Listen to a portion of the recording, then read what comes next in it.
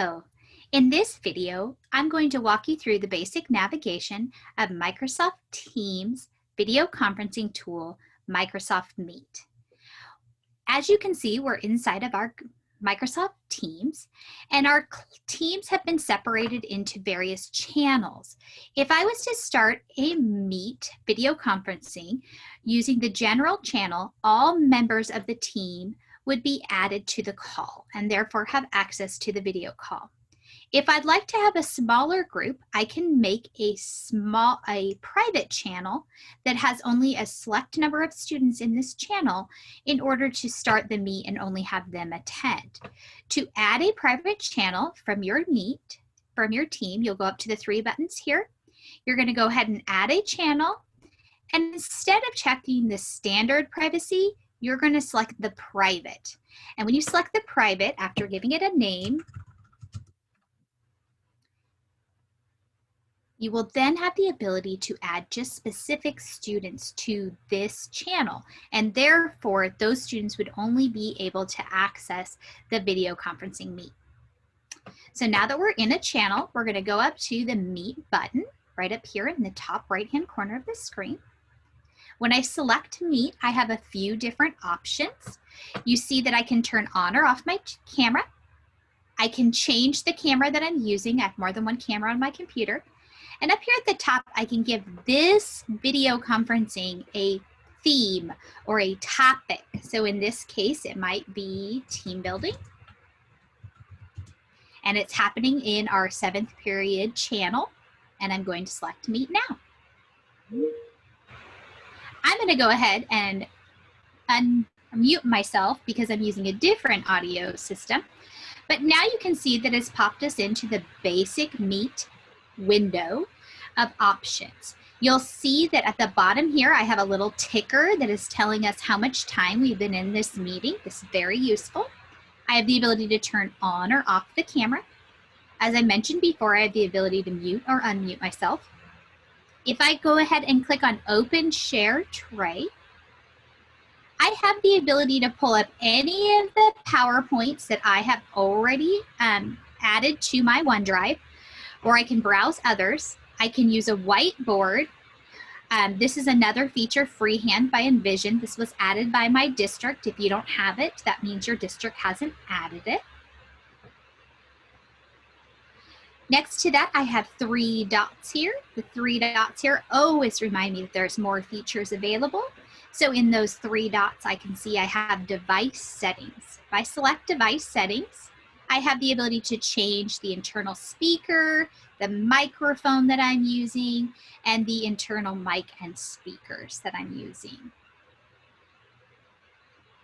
I also can change what camera I have. And then if you look right down here in the very, very bottom corner, I have the ability to allow participants to move through the presentation on their own. So if I had added a PowerPoint and I wanted my students to go through it on their own pace, I could leave that on or I could turn it off. Continuing through my dots, I have my Enter Full Screen. I also have Show Background Effects. This is only available on the desktop version of Microsoft Teams, and it allows me to blur my background. You can see behind me right now, you can't see everything that's happening behind me. I could also upload a image like you see on my green image here. So I have a couple choices.